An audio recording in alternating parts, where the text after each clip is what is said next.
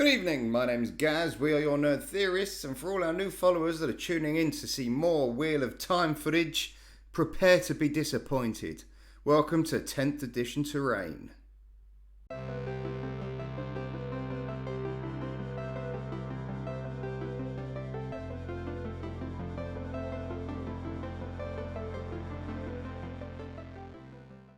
In this episode, we will be covering the rules for hills and sealed structures. Now, this is a bit of a weird one because you're basically getting cover while giving your opponent cover at the same time.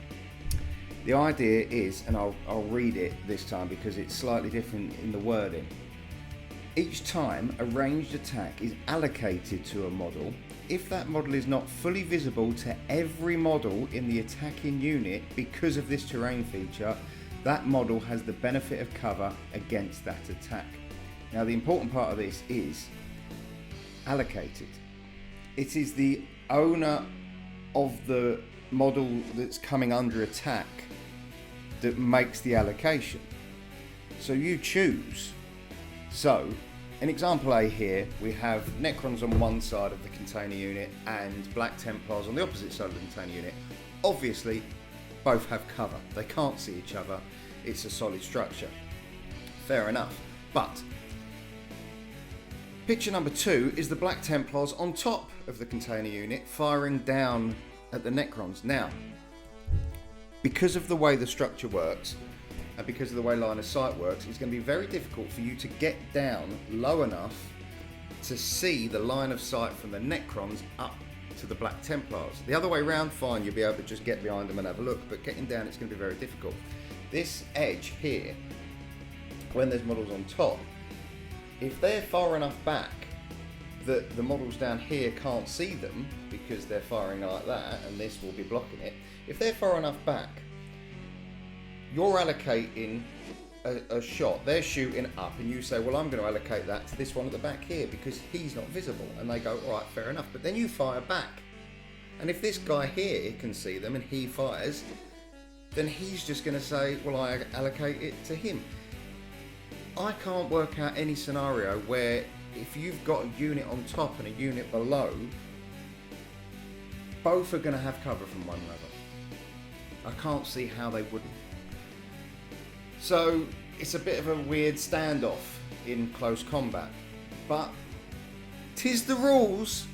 We're not here to argue. We're here to show you how to build this bad boy. Now, this is the quickest, easiest and cheapest piece of terrain that I've built in this series. You probably saw the bottom there.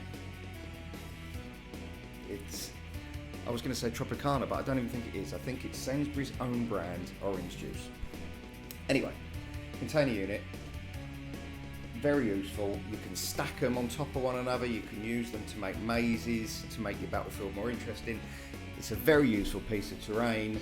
It's really easy to knock up, really cheap to knock up, and I'm going to show you how to do it. So first off, you want to cut the top off your carton. Obviously, you don't want a spout. You want to cut it off. I just sort of guessed length. I wasn't particularly precise when I was doing it. I just drew a line around it, but obviously if you're going to make more than one of these, you want them to be the same length. So bear in mind, if you're making a second one, just measure it and make sure they're the same. Cut the end off and then get a nice piece of card. I think I'm using cereal packet card, and draw around the bottom because you're going to end up with an opening. I've cut some little flaps around mine so it folds over, and then I've just use gaffer tape to stick it on. It doesn't matter what it looks like because the whole thing's going to be covered in this corrugated card and you won't see it. Next, you want some A4 corrugated card. I got a pack of this from the pound shop and there were 10 sheets in it. One sheet is all you need to do one container unit, so it works out very, very cheap. I've taken measurements of my container unit and then sketched out on the flat part of the sheet on the back of the sizes that I want. You will want to cover 3 sides and one end. Don't worry about the bottom, no one's going to see it, it's going to be on there, and the other end is going to have the door. So 3 sides and the end. Cut them out and then I just super glued them on. Very quick, very easy. Next, to make the door, again, just cereal packet cards. I wanted to give it a little bit more texture than just a flat door. So you can see from my measurements on there, what I did was I measured out the 2 doors, but then I also measured out some pieces that I could stick on just to give it a little bit more shape and a little bit more texture, so it was sort of ribbed. And that was it. Super glued it together, super glued it on. Very easy. Now you will notice that the corrugated card doesn't meet perfectly all the way around. It would be very, very difficult to get it to meet because of the shape. So looking at photos of actual container units, they always have these metal ridges, so you want a second carton. Luckily, the majority of these cartons are the same measurements. I'm using a chocolate milkshake one here, which is from a different shop and a different brand, and it is still the same size. I think it's 7 centimeters by 7 centimeters, the square part. I've used quite a few, I've knocked quite a few of these up, loads of different cartons, all the same size. Obviously double check before you start doing it. But what you want to do with your second cobble carton is just cut the strips off the edges, so you've already got that shape. You can just get pieces of cardboard and fold it, but it springs back, you don't get the right shape.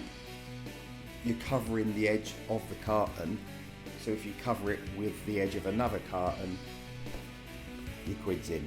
And as you can see, I went round, back, sides and everything, and then glued it on, and there you go. Now it's time for the door latch mechanism thingies. Obviously it doesn't open, well, it's a sealed structure, it's not supposed to. These are kebab skewers. Again, it was like a bag of 1,000 for £1. They're next to nothing. Measured them to size, cut them very, very slowly with a razor saw. It took bloody ages. There's probably quicker and easy ways of doing it, but yeah, razor saw. And then the handle bits at the bottom were the pointy parts of the kebab skewers. Just chop the ends off, again, slow, razor saw, not the best tool, and glued it all on, and there you go. Once it was glued on, I felt like it was just sort of floating, so I got another thin piece of card and I cut some very small pieces and shaped them around the pole and then glued them on, just so it looked like they were welded on metal, so it had something to hold it on. Once that was built, I nipped out into the garden and primed it with a dirt cheap grey plastic primer rather than using my nice model priming paint that costs a fortune. And then I mixed up some dirt cheap acrylic. This was from Bookworld, or one of those small shops. They're £2 a tube and it's a big tube. I mixed a bit of black in with the red because I wanted a dark red, I didn't want a really vibrant red, and watered it down a bit and then sloshed it all over. It did take 2 coats. I've only filmed myself doing one, but 2 coats, and it was pretty solid. And then it was just a case of final touches. I dry brushed some silver on to make it look like the paint had chipped off in places. I used a combination of black wash and an orangey brown wash to make it look dirty and rusted.